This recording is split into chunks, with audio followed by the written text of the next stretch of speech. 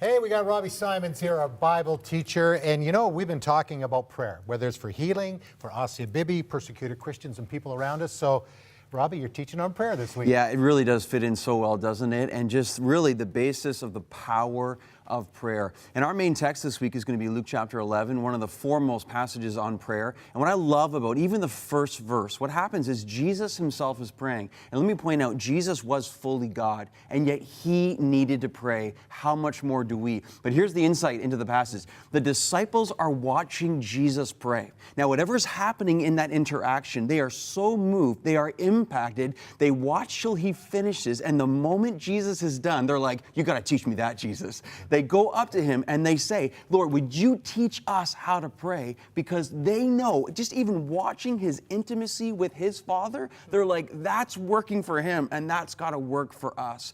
So we're asking the same question, God, would you teach us to pray? And that's why God has given us the Bible, to do things like that. And the power of prayer, Robbie. I think sometimes we say, oh, I can't do anything, but I can pray. Like we make it an afterthought, and it shouldn't be an afterthought. It should be the first thing we do. Absolutely. And in fact, you know, our relationship with Christ, we all testify, is our entire lives. The number one reason, I'm a pastor, number one reasons pastors fall away from what they're doing is a lack of intimacy with Christ based on prayer. Prayer then is everything. If we want a chance, if we want to see God move, we have to lead with this. Again, you're right, Maggie, we often nod our heads, oh yeah, prayer. But are we doing it? God, teach us. And a lot of people, and I'm excited for today, a lot of people, even some of our audience right now, they don't know where to start. We want to help them. Here's where the disciples started, so we're going to join them in the process. It's so true. So many people have a pathological fear of praying out loud in particular. I've been to conferences where it took us the whole weekend to get people to actually do it.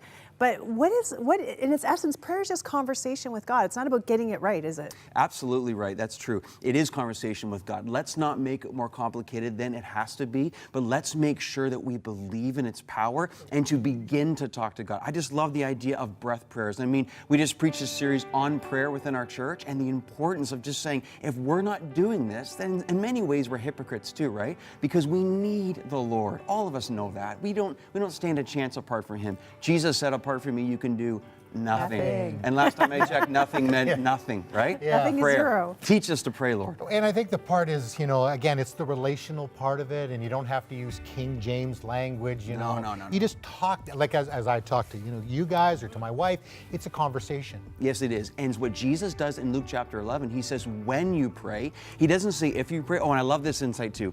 Jesus never taught his disciples how to preach, but he did teach them how to pray, right? Isn't that interesting? And they asked him, Lord, how do we pray? And so we're going to learn. Jesus, like, don't just babble stuff. He's like, we're going to pray about worship of the Father. We're going to pray about the kingdom. We're going to pray on our dependence and protection. And we're going to pray with specific requests. And that's why he gives us the Lord's Prayer, the prayer of prayers, all this week on 100 Huntley Street. So much